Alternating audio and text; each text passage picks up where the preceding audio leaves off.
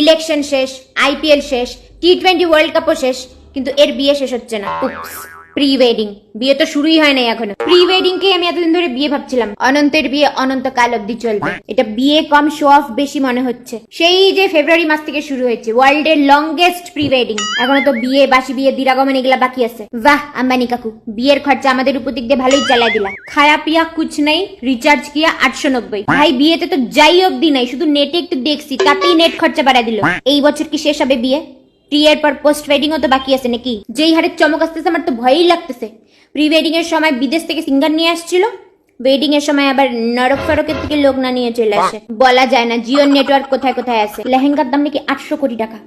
আমাদের থেকে চাঁদা তুইলে তো লেহেঙ্গাটা বানাইলো। বিয়ে এরা করতেছে, পকেট খালি আমাদের হচ্ছে। ভাই চাঁদা তুলে বিয়ে প্রথমবার দেখলাম। যে যেরম পারবেন সাহায্য করবেন, 199, 299, 799, এদের না হয় বুঝলাম। ভাই এয়ারটেল এর কনসেপ্ট প্রি ওয়েডিং চলতেছে। সিম হরতাল করো, আমরা লোকের বাড়ি বাড়ি গিয়ে কথা বলবো। দরকার নেই আমাদের টক টাইমের। আমরা পাকা চুল তুইলে টাইম পাস করবো। দরকার নেই আমাদের নেট রিচার্জ।